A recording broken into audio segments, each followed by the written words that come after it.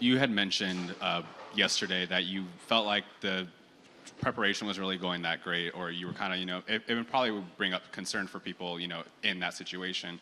What changed from that point to now to where it didn't look like there was really much of a layoff that you guys were on? Well, sometimes my messaging is intended for the players to hear, to further reinforce my message to them. And because, preparation's hard to gauge. Alabama had to do the same thing we did, come out on a Wednesday and then have their first practice on site. And, there is disruption there compared to your normal routine, which we're all creatures of a routine. I think our guys, we had a great walkthrough yesterday. We went to the SoFi for that, and that was good for our players, I think, to get there. And, I thought our mindset was really good. I liked our prep for the most part, once we knew who the opponent was. And it was a hard-fought game early in the game. Alabama made some plays. They had us off balance offensively. They had a new all-up blitz. But we were able to kind of make the plays when we needed to and take it over in the second half. And, it's a great win for our football program. I'm proud of our players, our coaches, and everyone. Again, a big win against a team that's got great tradition like that and history and a lot of good players and great head football coach. Our next question comes from the front right here. Curt, Zach Oster, Indianapolis Star.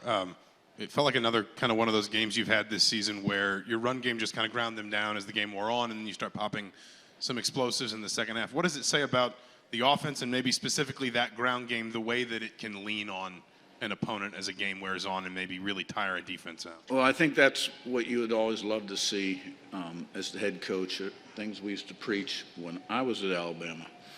About changing the way they think, breaking their will, and that's the best way to do it, running the football. And it takes a while. It doesn't happen in the first quarter, second quarter. It happens in the second half at some point, hopefully, when you're able to achieve that goal. And I thought our line did a nice job. I thought our backs really ran hard. And I'm sure there were some nice blocks downfield too, but the backs, I was really impressed with how hard they ran. Our next question comes from the blue right here. Coach Curt Sandoval from ABC7. When your offensive lineman wins, the MVP and your Heisman quarterback is grinning from ear to ear, what does that mean to you, and how does that describe the chemistry on this team?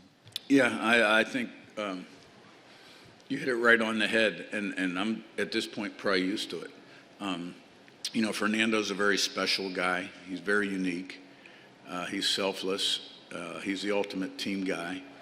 And then we've got some other guys, like Coogan is really the same way. He's the ultimate team guy. And then we got a lot of other guys on the team that played last year, like Fisher, Carter Smith, just to name two. I could name a lot more that are ultimate team guys. And I think that's one of the reasons that we're so consistent and efficient. We are efficient is how I would label us.